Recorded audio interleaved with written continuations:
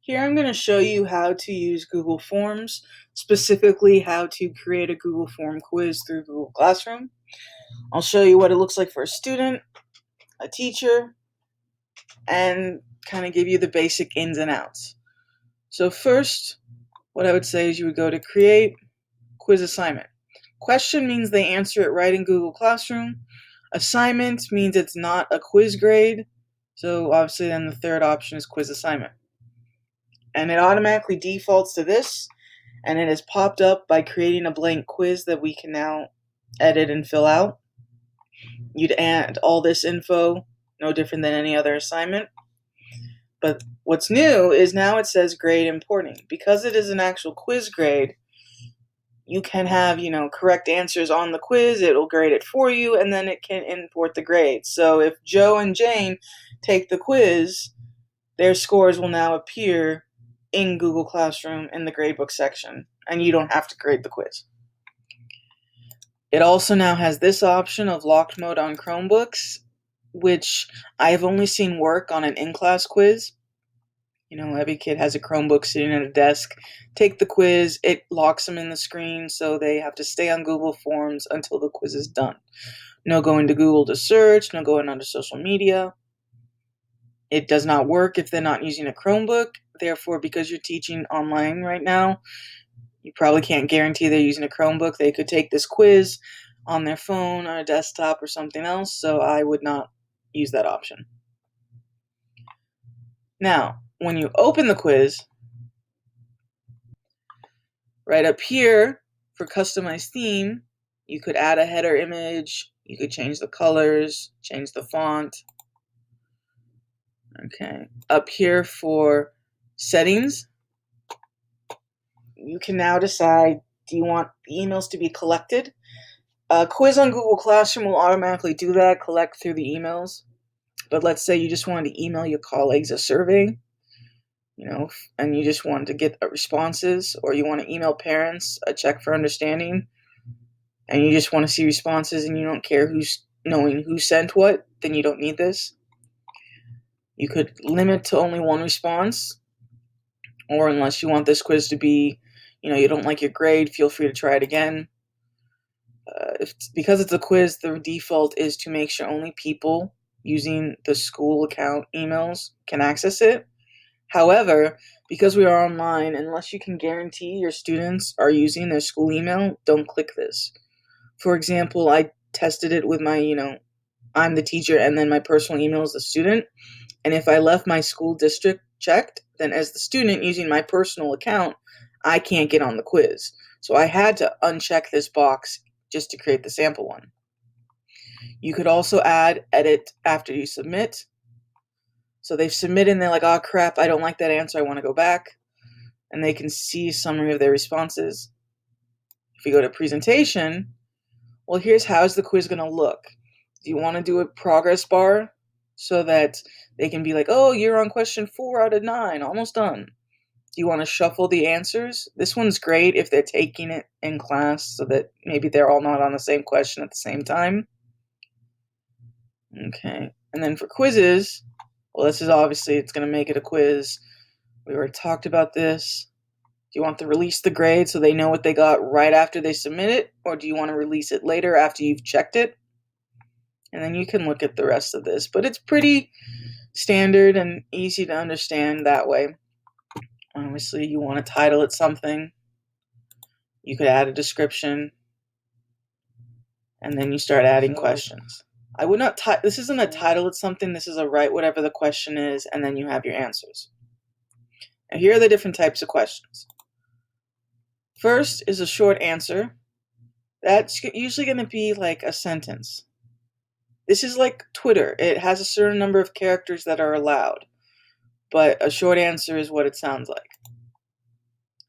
Couple words, phrases, a sentence max. Paragraph, though, is exactly what it sounds like. Now we need the longer answer, couple of sentences, several lines. Multiple choice is exactly what it sounds like. You add multiple options, they pick the one they want. A checkbox is exactly what it sounds like, where it's just like multiple choice, but instead of just one right answer, now they could check all that apply. Drop down is just multiple choice, but it'll visually look nicer because it'll just only give you one option at a time and you drop down to see all of them.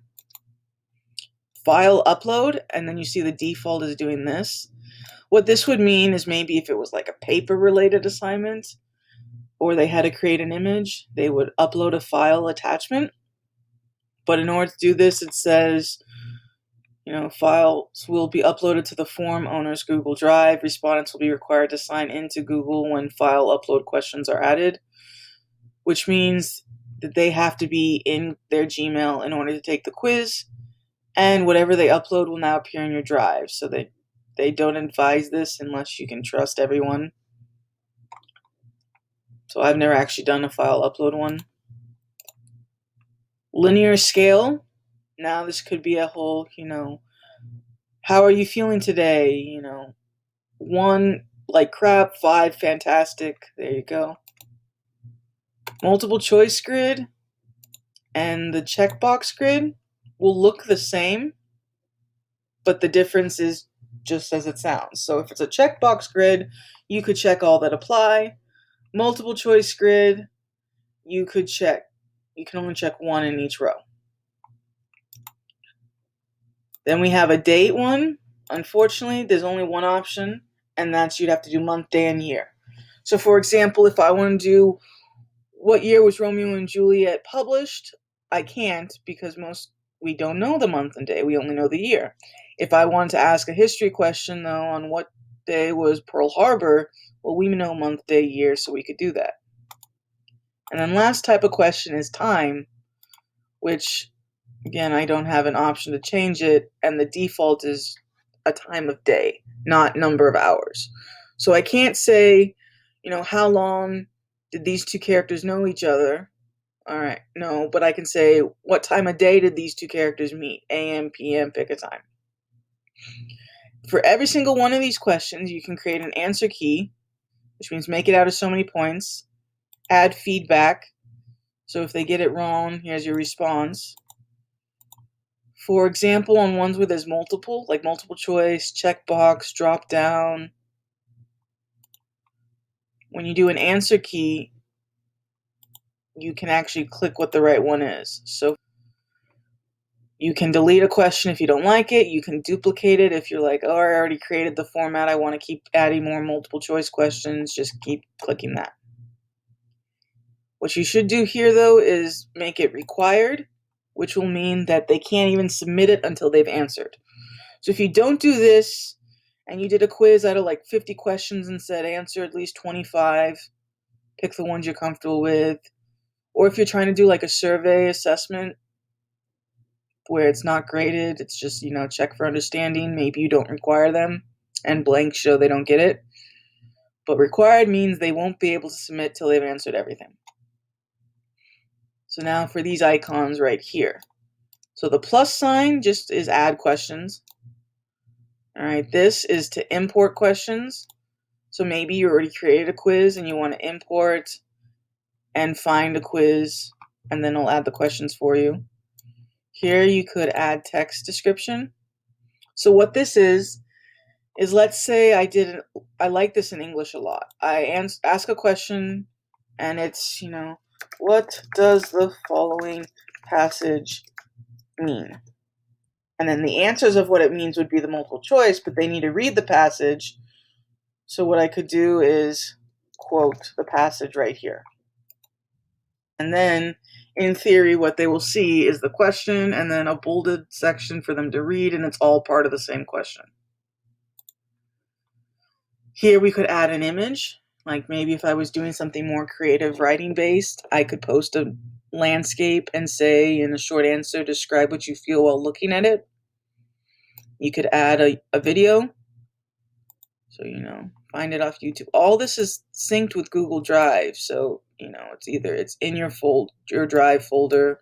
You find the link. No different than if you looked at one of my Google Slide or Google Classroom tutorials. But you could have them watch a video and then answer questions based on that video. You could add a section. So maybe you want to do, for English, I might say, here's the character section, asking questions on character. Here's the plot section. Maybe I want to say, here's on a vocab quiz, here's the definition section, here's the use in a sentence section. There's several ways to do that. Okay, now, when you are finished with your quiz, or if you want to see how the question looks, you can always go to up here, preview, and then what does the following passage mean? Well, I didn't really create a quiz, so this looks like crap, but this is where you could see what students will see. The last two things I want to show you, though, are these three dots right here. If you click that, this is how you can always undo something, delete it if you don't like it, print it if you want to actually do this as a printout, or just save a copy that way. Make a copy. So this one works great if you're not using it through Google Classroom. So if you want to just, email students a quiz, you make a copy so that your template isn't ruined. If you want to share your quiz templates with a colleague so they can use it, make the copy. And last is you would send it. And just like every sharing capabilities, how do you want to do this? So do you want it to be sent in their email? So they're going to get an email with the quiz where they can actually then see, oh, I have a new quiz, here's the message. And if you click include form in email, that means they could literally take the quiz in their email. Because this is a confidential quiz off Google Classroom, don't do that. They'll just get the notice. If you did the link, it would be obviously just share this link with them to then open it themselves. And then you could always try to embed the quiz on a website or something. And then you would hit send, and you would be all set to go. And that is how you create a quiz on Google Classroom. So here I have created a quiz. I could look at teacher view, or as a student, when I open the quiz assignment, I can open it here. And then you'll see here, because it's an attachment, they could fill this out, and then they have to personally mark as done so we know it's done. But now, what does my finished quiz actually look like? Well, I made a Romeo and Juliet quiz on Act 3, Scene 1. And so this is what mine looks like. So they have to put their email in. They have to summarize the scene. This is a short answer one, so it's going to be like a sentence. You can design parameters. If a single word or a phrase is good enough, that's your choice. This one is a paragraph. So again, it's more on characters, like a tweet. So in theory, a solid sentence is enough characters. In theory, a solid 5-sentence paragraph is enough. So if it's too short, it'll get marked as wrong. And then you can see here, I did it, analyze the following quotes, and then they can see the quotes right here.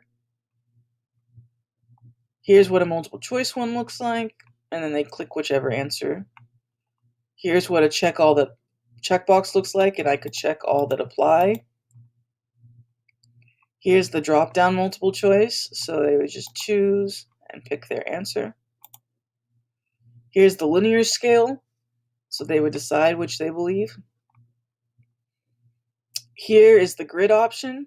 So this is a multiple choice grid, which means they can only pick one in each row, and they have to pick one in each row or it'll be marked wrong. If you did the checkbox grid, then they could check multiple in each row.